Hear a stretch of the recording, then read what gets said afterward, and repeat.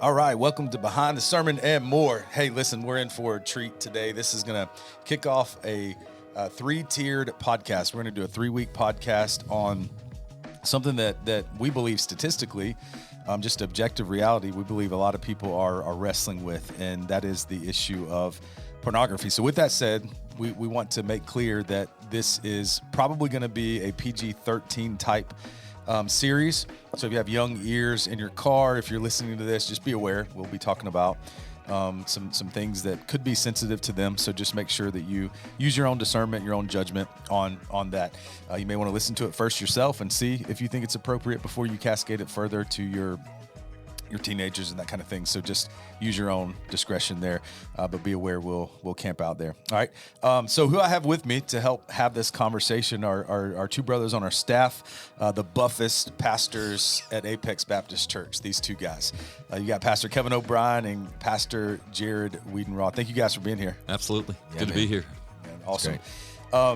Cool. Well, looking forward to hearing from you guys. Before we jump into the subject matter, again, this is going to be a 3-part thing, and we're going to use a book, which we'll talk about in just a little bit, to kind of guide our conversation. Before we jump into that, I want to ask you some pretty serious questions. Okay, you guys ready? He benches more than me. Yeah. Does he? Okay, all right. I was really curious, honestly. He benches more than everybody. But you guys are the buffest pastors. I'm going to tell you, man. I love it. All right, so here we go. I may have asked you some form of these questions in the past because you've both been on the podcast, but now that we have some accountability in the room, we're just going to see if it's real. All right, so here we go. Start with you, Jared. I think I know the answer to this, man. Actually, I'm super confident I know the answer to this, but do you prefer coffee or tea? Oh, man, coffee. Now, you spent some time in London, though, man. That didn't convert you? No. There were a lot of coffee shops out there. That's actually where I fell in love with coffee. Oh, so, no way. Yeah, okay. Yeah. But yeah, coffee. Okay. Kevin, I think I know the answer to this too, because I know you love to spend time on the coast, but beach or mountains? Beach. Okay. Yeah, all day long. All day long. Okay, what about wintertime? Well, I'd love to be somewhere warm on a beach in the winter. That's a good answer. Yeah. Good answer. All right, Jared, books or movies? Can they be audiobooks? Yeah, if you think that's a book. Yeah. Do you consider that reading? Yeah, I do. You do? Yeah, because I use audio a lot, and I digest that information way better than it takes me like a month to read, a couple chapters. By the way, I agree with you. I just heard somebody say that you're not reading the book. The book is being read to you. Yeah. That's what I heard. That's fine. Yeah. But I do agree. I think it counts because we all process different. So, all right. So what would you say? I'll say books. Okay. Yeah. As long as audiobooks are in play. Yeah. Okay. Got it. Pastor Kev, are you a morning person or a night owl? Morning, absolutely. Okay. Yeah, okay. No doubt. Jared, morning or night? Night owl. Okay. Yeah, for sure. Got it. Like 11 o'clock, 12 o'clock. Well, dude, you led a Bible study at like 5 o'clock this morning. So yeah, how'd you do? Yeah, I was there. I don't know how I did. Not sure what you gave. Still but waking up right now. Awesome. All right, Jared, sweet or salty? Oh, I like sweet. Okay. Yeah. Okay. Awesome. Kevin, what do you prefer, a call or a text? Text. Yeah. Yeah. Okay. And then don't call me when I text you. That's not the license to now dial. Okay. Got it. Jared, summer or winter? I know you're from Boston, man. Yeah. So. Man, this summer's been really hot. So it's tempting to say winter because our winters aren't that bad. Yeah, it has been really hot this summer. So that's true. I'm gonna go summer just because we can be outside a lot. Dude, we just celebrated 250 years. I just thought about this. Yeah. July 5th, and you're from Boston, and you chose coffee over tea. Dude, where's where's your heritage, man? I don't like taxes, I guess. The tea party, man. You should be all about it. All right. That's a bad dad joke. Sorry. All right. Kevin, do you prefer home-cooked meals or restaurants? Gosh, we're so busy, my wife and I. There's not a lot of home-cooked meals just because time constraints. So good restaurant. Yeah. That's a good call. Restaurant. Yeah. What's your favorite close to where you live? And your address or no? Or your Fuquay still? Yeah. Okay. In Fuquay, Garibaldi's Italian. Oh, yeah. Oh, it's the best. Yeah. It's the best. Our daughter dances real close there, and I smell it every time I go to pick her up. It Good smells stuff. amazing. Never been, but I heard it's good. Good stuff. All right, cool. All right, just a couple more. So, Jared, on an airplane, do you prefer window seat, aisle seat? I am an aisle seat kind of guy. Yeah, so you don't have I just to need crawl to get over out, people. man. Yeah, that's right. Like I don't like to be confined. I agree. I'm in the same boat. I prefer the window seat because I like to look out, but I don't like being confined either. So I'll always choose the aisle seat. Yeah. Awesome. Okay. Let's see. A couple more real quick. Barbecue or burgers, Pastor Kev? You're getting all the food questions. Yeah, what's that about? Between the two, I'd probably go with a good burger. Okay. Yeah. Okay. Yeah. Awesome, man. You're a game guy. So board games or video games? Board games. Okay. Yeah. Awesome. Awesome. Used to be a video game guy growing up, but board games now. I'm into board games too, man. Our family loves it. Yeah. Like we're all about it. And actually this cards too. So like Uno's become a big thing in our house. Yeah, we've had some aggressive matches too. It can get pretty aggressive. So awesome. Well, hey, once again, thank you guys so much for being here. I know it takes a lot out of your day. You guys are super busy, lots of things going on. I know you've already had a busy day. So thank you for taking some time to record this series. And our prayer, even before we jumped on here, is that it would be edifying to the saints. So if you're listening to this and maybe you're walking through some of the things that we're talking about, we just want you to know we're here for you. The goal of this podcast is not shame. The goal of this podcast is not to beat you up. The goal of this podcast is to provide some gospel help for you, to help you find the relief and the help that you need. Let me just give you a few statistics before we jump in. 54%, this is some of the Barna/Pure Desire research, and it's been summarized through Covenant Eyes, but 54% of practicing Christians, 54%, this is more than half, practicing Christians report viewing pornography. Compare that with the general population, it's 61% of the general population. So look at that. 54% of Christians, 61% of the general population. Now think of it this way. 75% of Christian men view pornography. 75% of Christian men and 40% of Christian women report to viewing pornography. So I want you to see that percentage. 75% men, 40% women. Okay, it's important stat. 22% of practicing Christians view pornography at least once a week, compared to that's 22%. Compare that to 31% of non-Christians. Okay, so really close statistically. 2/3, we're all pastors here, right? 2/3 of pastors, which is about 68% of them, say that they have struggled with pornography at some point, and 18% report it as a current struggle. Okay. Only 7%, this is why we're doing this podcast, only 7% of churches report to having a ministry or a program specifically designed to help people who are struggling in this area. Okay. So a couple other things. Among practicing Christians, 21% wish they did not use pornography at all. 67% believe pornography is harmful to society, indicating that many who struggle, they also desire freedom. That's not staggering to me. I think we know that. Again, hence why we are trying to meet today and talk through some of these looming issues that a lot of people honestly just don't want to talk about. It can become uncomfortable. It's a tricky subject. It's fueled by shame. When scriptures talk about sin, there's like a next level of sin that's done to the body, and there's an extra layer of shame that we automatically attach to that, and so we don't want to talk about it. We love to talk about the sins that we don't struggle with. We don't like to talk about the ones that we do, and people really feel the weight of this one, and they don't want to talk about it. So we know that pornography is not just a problem outside of the church; it is a problem inside of the church. So more than half of practicing Christians report to viewing it. 3 out of 4 Christian men say they viewed it. Even many pastors about it. That's what we surmise from these statistics. Very few churches have intentional ministries to help people find the freedom. And so this reminds us that it's not just a moral issue. We believe, and Pastor Jared, I know this is your world. This is literally what your title, what you do here. It's a discipleship issue. And so we want to call people to truth in the grace of God, call them to repentance. And we want folks to experience the transforming power of the gospel. Okay. So with that said, enough from hearing from me. We want to hear from you guys. I know that all 3 of us have plowed through this book. It's a book by Ray Ortlund called The Death of Porn. Subtitle is Men of Integrity, Building a World of Nobility. Now, I know that this book particularly is geared towards men, but for the sake of our podcast, we want everyone to know listening to this, statistics prove this, that every person struggles with pornography, right? It's not just a man's game. So the principles that we'll talk about are applicable to anyone who is listening to this. But this book is geared towards men from Ray Ortlund. He writes it that way in a poetic way, helping men to understand just the call that they have on their life and really the preciousness of the daughter of God.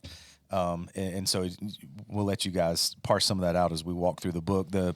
The book will serve as kind of a guide for us over the next three sessions. We'll cover a couple of chapters each session, at least scratch the surface of some of those. But brothers, you've gone through this book. I know you lead some groups through this book. Can you just give us maybe a brief overview of how you were blessed by it and why it's important for us to kind of walk through it today? Yeah. So I became aware of this book probably 2 or 3 years ago, and having many years ago been engaged in this struggle personally, and then since becoming involved in ministry, I have read dozens and dozens of different books on this particular topic, Christian books. This one is different. There's no statistics specifically in this book. Ray is a pastor. He's an older gentleman. I describe this book as a gut punch. It's very direct. It's very loving. There's 6 chapters, and each of them are a letter written from a father to a son. And it's just, it's raw, and parts of it are graphic. But it just really calls to mind just how devastating this particular sin is. And so for me, it's just become a mainstay. I recommend this book all over the place, just because it just really speaks to your heart. It's convicting and encouraging all at the same time in a really great way. Amen, brother. Well said. Jared, what about you, man? Yeah, I mean, I just recently read it for the first time, and right now plotting through the book with a group of guys with Kevin, and man, there's just some sincerity of this book, of just loving care for the person, for the human being that is made in the image of God. And it's very Jesus-centric. So it talks a lot about, yes, pornography, but it also talks about who Jesus is, who he loves, who he chooses to love based on what he's done. And man, just as like daughters and sons of God, how we can view our lives and others in a lens that pretty much is like Jesus, how he sees us. So yeah, it's been very impactful on my life, just to deal with some shame, deal with some guilt of a past of this life, and yeah, it's just been very helpful to be like kind of freed from that and know that I'm still loved by a Heavenly Father. So yeah. Awesome. Thank you guys for sharing. Hey, what do you think is one misconception that churches have about people battling pornography? What would you say to that? In my experience, what I see happen a lot of times, churches are willing to accept certain sins. You know, we'll help you deal with alcoholism, we'll help you deal with your drug addiction, we'll help you deal with your gambling, but this, that kind of sets you outside, you know. Too messy. Yeah. And, you know, to your earlier point, if you look at the statistics, you might be confessing a sin that's impacting a lot, you know, who are still living in the secrecy of it. Yeah. And so you try to keep it at arm's length. Yeah. And so I think it's such a blessing here that we're united as pastors in not being afraid of this sin. We want to confront it, and we want to help brothers and sisters find freedom from it. But I think it's just, it's a great way to describe it, Zeb. I think churches see it as an uncomfortable sin to deal with. Yeah. Yeah. I think the church, and Jesse alluded to this a little bit on Sunday in his sermon, but people walk into church and you may not know anything that they're going through because they're wearing this mask, you know, and I think there is the shame part where it's a tough thing for someone to walk into a building asking for help with something that is looked at as grossly as pornography, you know, and shamefully as pornography. So I think people may have the thought that I wouldn't be accepted here if I confess this, or that I tell people that I struggle with this, or even if I have struggled with this in the past. I think it's just a matter of the church letting down the walls and taking off the mask and being the church, people who care for one another. But I tell you, shame is such a powerful weapon in the enemy's hands, right?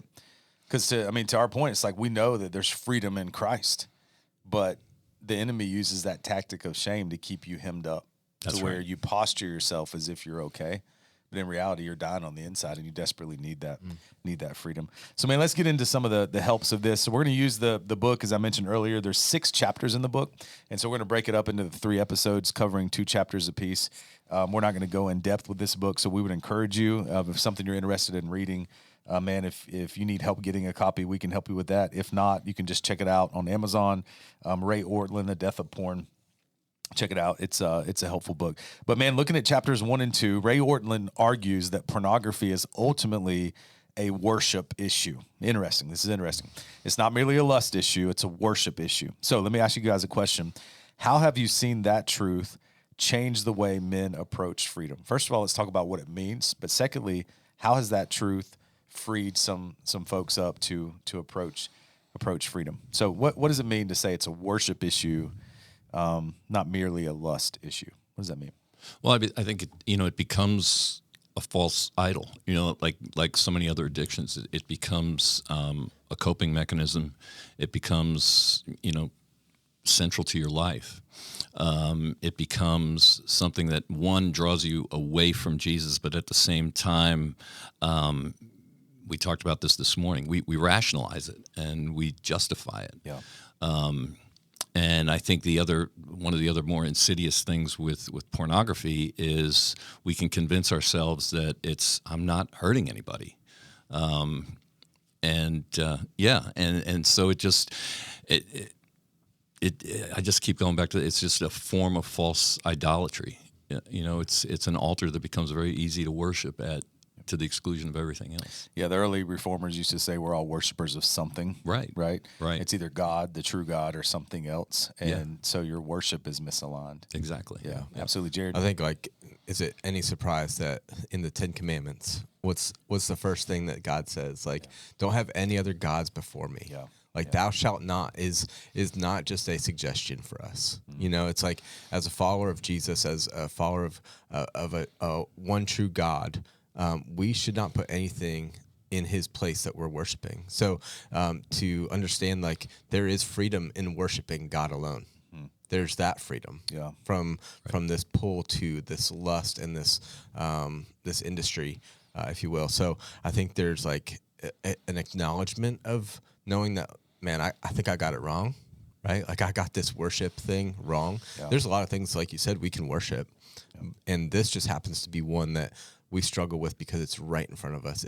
It can be lustful to go after this, and it is a lust problem, but the issue is worship. What are you worshiping? Right. And and with that too, I think the other big problem is we live in a world that is putting out this horrible lie that it's an easier form of worship. It's a more convenient. God is too demanding. God is too oppressive. Here's something it's pleasurable. It's easy access. Again, you can convince yourself you're not hurting anybody. So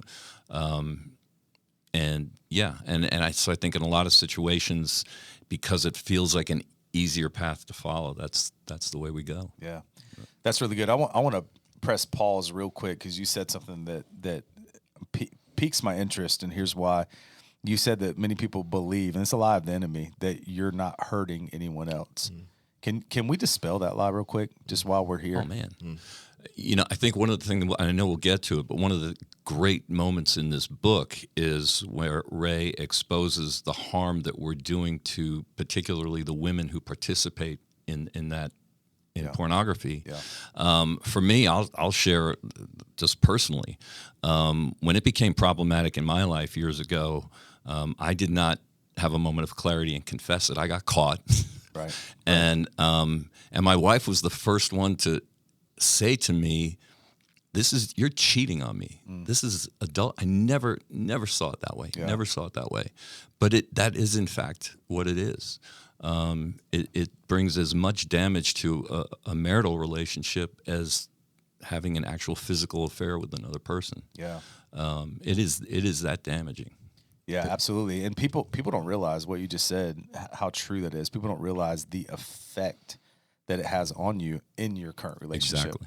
So yeah, Jesus transcends the law, and he says, man, if you've lusted in your heart, like the law says, do not commit adultery. If you lust in your heart, it says if you have.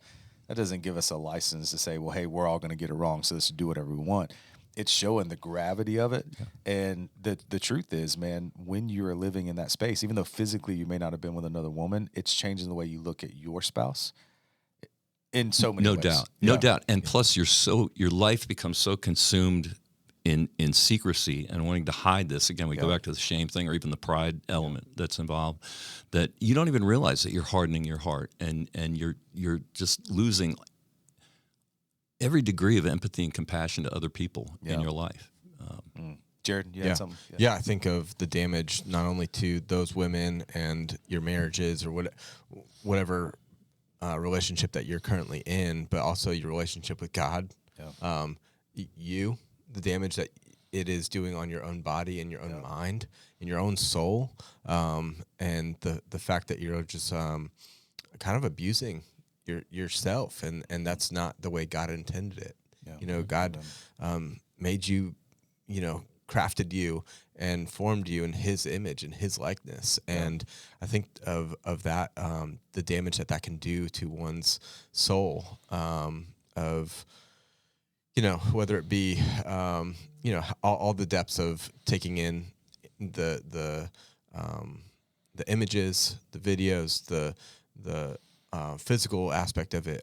There's just so many things that can damage yourself too. Absolutely. So, and obviously, like if you're worshiping this, if it's a part of your daily routine, it's going to interfere with your daily walk with Jesus. So I think that's damaged as well. Yeah, Jared, do you think that, I love the way you said that, do you think that part of that damage is directly tied to the necessity for you to live a false life, right? Like you're living this duplicitous life where it's like I've got this secret shame, this secret sin that I'm holding on to, I'm not talking about, but I'm still having to be like at least present myself as someone who has it all together when I'm around church people or I'm around my family or I'm around whomever, right? Do you see do you think that that's one of the reasons that it's just it eats you up? It eats you up. Yeah. Like you say, it eats your lunch, right? Your lunch, I bet if I would have brought pornography into my marriage, it would have been eating me. I'd be a zombie because I wouldn't be able to sleep. Yep. Just thinking of like the damage that I'm causing and the fact that I'm laying next to my wife and here I am doing that. Like there's that component of it just separates you. Yeah. It's separating what is intended to be together. Yeah. So that's a tough one. Yeah, and I imagine people who are listening to this feel the weight of that right now. Yeah. It's like, man, I feel the weight of what you guys are talking about. We want to keep like pointing you back to the reason why we're doing this podcast. Yeah. It's the hope of the gospel. Right. Yeah. It's the freedom that you can experience in Jesus. So how have you seen the truth, and Ray Ortland does a good job talking about this, but the truth that ultimately pornography is an issue of worship, not merely lust. It is a lust issue, but how have you seen that truth bring about freedom and change in people's lives? Well, I think, one of the ways that he is effective in the book, and it's the opening chapter, is helping men to see their value in Jesus. Yeah. Helping yourself to seeing yourself the way Jesus sees you. Yeah. He refers to it as you are royalty, accept the fact that you are royalty. And that even this particular sin, as shameful and dark and everything as it is, doesn't separate you from the grace of Jesus Christ. Yeah, so right. It's kind of a process, and we talked about this morning, of literally rewiring your brain to receive that grace that's there for you. Yeah.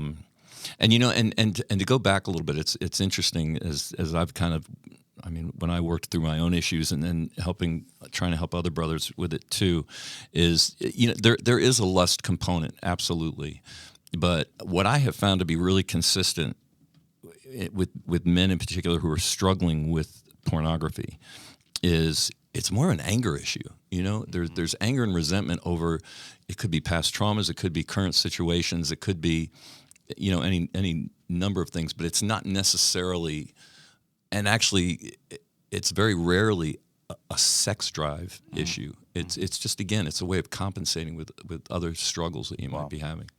Yeah, I'll add on to that if I can. Of identity, like a lot of guys and women will find an identity and a comfort in pornography. And a part of chapter 1, he talks about like that when you were created, when you were growing up, you'd never dreamed of being like a wishy-washy person. Yeah. Right? Like you dreamed of being something great, like a Navy SEAL or something like that. And he talks about like your plan, your trajectory was so great, and you never wanted to like go down a path like this. And so I think like there's that identifying of man, this was never part of my plan, but yet I found an identity in this. And for a lot of people, it's comfort, and it's an ease. And it's a stress relief or whatever that may be. Like a lot of people find just that identity in this instead of their identity in Jesus, and making that centerfold of their life. That's great, man. Yeah. So I love that. So when they see this as a worship issue, it's like, almost like light bulb goes off, right? And this is the Lord's kindness and His Spirit at work in us. But it's the light bulb that goes off of like, oh, this isn't just permission for me to have. Like lean into my own lustful intent. This is actually, it's even bigger than that. This is me giving my heart to something. This is me giving my worship to something that's other than the one true God. And so if my worth is secure in Jesus and He's my greatest treasure, man, it's not just it's a matter of the do's and the do nots. It's a matter of like, where's my worship? And I think it does change a perspective. So as we're talking about just understanding the battle, that's what this whole first episode is about. We want to understand the battle. So we understand it's a worship issue. But here's another thing. What are some of the biggest lies that men believe? And we're going to add women into this because we saw the stats earlier. Even though this book is geared towards men, sisters, I want you to stay tuned because this is going to be helpful for you. What are some of the biggest lies that we believe about pornography? And how does the gospel dismantle those lies? So we've scratched the surface on some of this, but let's just talk about, and I know that he talks about some of these in the book, what are some of the biggest lies that we believe? Well, again, to restate that you're not hurting anybody. I think through social media and various things of the world today, I think we've been desensitized to it. I mean, some people are out there promoting it as an art form. It's a free speech issue. So we've become desensitized in a sense to it. Accessibility and availability, that's a big issue. I mean, if you've got a phone, you're carrying it around with you all day long. Yeah. I just think there are elements in the world today that just make it seem inconsequential, and it's presented as not having a downside. Yeah. Pastor Kevin, I know you have a ministry called One Step that helps, it's addiction recovery, that kind of thing. Helps people going through a variety of addictions. How many times have you heard, and obviously you're not gonna be able to give like a hard number, but I'm just curious on this. Like, is it often that you hear people say, well, hey, maybe I do drink from time to time, or maybe I do drugs from time to time, whatever, but I can stop whenever I want. Do you ever hear that? All the time. Yeah. Or I can control it. Yeah. Years ago, I spent a lot of time with a brother who's gone home to the Lord who struggled with crack, and he used to say to me in sessions, "I know how to do this responsibly." Yeah. And it's just, and you can't do any amount of crack responsibly. No, it's pretty irresponsible. But again, I think that's what makes this particular thing so insidious is how the enemy has done such an effective job of saying, there's no downside to this. It's all good. Yeah. And it again, it opens the door to a form of compromise that it's a domino effect. And I know men in prison who are doing actual prison time because of crimes involved with pornography, where they started at point A, again with this misperception I'm not hurting anybody, but again, your brain and the enemy come together and like, okay, what you're looking at isn't enough, so let's take it to the next level and the next level and the next level, and before you know it, it's beyond being in bondage to it. You're incarcerated because you've crossed a line. Yeah. So we have to look at it, I think, like any other sin. Satan presents it as pleasurable at first, but his intent is to kill you with it. I think too, if I can, of like the world says, and you touched on this a little bit, Kevin, but the world says it's almost accepted or expected is the word I was looking for. It's almost expected that you are like viewing pornography, or you're finding your pleasure in a different source than your spouse, or waiting for marriage. And this is like a gap fill for you. And maybe this is like a deeper issue, and it almost, this culture will tell us that we're entitled to this. And that entitlement runs deep, especially when marriages are on the rocks, or when expectations aren't being met in a marriage, or you think that they're not being met, in a marriage context, or, if, say, a man and a wife have issues, and pornography is right there. Like, it's right in front of your face, and they say, like, you could just do that, right? Like, you could go for that as a gap fill, and maybe things will get better with you and your wife, your spouse, or whatever that looks like. But I think our society has played us dirty, and Satan has used it to just like shove this in front of us to like get the God's intended design for marriage and the way sex should be really off track, and really has corrupted it. That's right. Yeah, man. So many lies of the enemy. And as we said, man, the enemy would have you to believe that you need to be in secret because secrecy protects, right? And if I can just be in secret, I'm protected. I'm safe. But secrecy protects sin, right? In our own mindset. Okay, let's say that's true. That's what's happening. I'm being protected. My family doesn't know. Other people don't know. But you know what that does? It breeds more shame. And that shame, you know what that does? It isolates. And you know what isolation does? I mean, we already know this. It makes that sin stronger. It just grows stronger and stronger and stronger. And so, man, now our identity has been attacked, and now we realize that what it requires is for us to surrender. So there's lie after lie after lie from the enemy that's like saying, hey, yeah, these things may be good for you, but it's impossible for you to even think about doing that. Because look at all the repercussions that are going to come, the consequences that will come from that, which, again, lie from the enemy, lie from the enemy, lie from the enemy. So listen, brothers, here's another question I want to ask you just from the first couple of chapters, and we'll get close to landing the plane on this episode. But after leading some groups, I know both of you guys have discipled others who have gone through this. I know there's some Bible studies that you're involved with. After being a part of some of those things, what usually surprises those that you're working with as they're walking through the process of just like, hey man, I've committed myself to meeting with you and to talking about what's really going on, and I know there's a lot of trepidation that's tied to that first step of being able to do that. It takes a lot of courage to do that. But what's something that maybe surprises them after the first few weeks of actually meeting with you, maybe going through a book like this or something similar, and just getting very honest about the battle that they're in? Anything surprise you about that? I think in the simple that Jesus still loves them. Yeah. I think that's it. In these in ongoing sin, you're exhausted. Yeah. And so when you finally have an opportunity to be open and speak boldly about what you're struggling with, and then can understand that in spite of that, I mean, gosh, you just go to the Word. Time after time after time, Jesus demonstrates his ability to love the worst. Yeah. And so helping somebody see that, that grace and the healing that can come through that grace is still available to you. Amen. Just grab it. That's the big one. Yeah. So it's almost like a light bulb. You see their eyes get a little brighter. Yeah, that's exactly. Good, man. Yeah, I had two thoughts on this.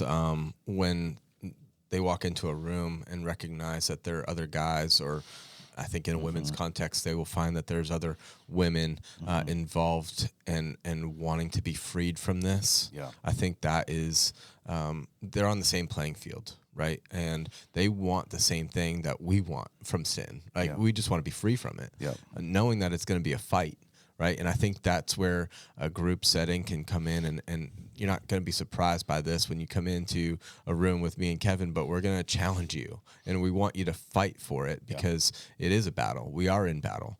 So the second thing was along what Kevin said is, I think people are surprised, and I think from this book, that this is more about Jesus than it is pornography. It is more about your relationship with Jesus than it is about your fight against sin. It is more about Jesus than it is the women or the men on the screen. That's right. I think the battle is there. The temptations are going to be there, but your relationship with Jesus has to be number one. Yeah. It has to be that discipleship, what you said.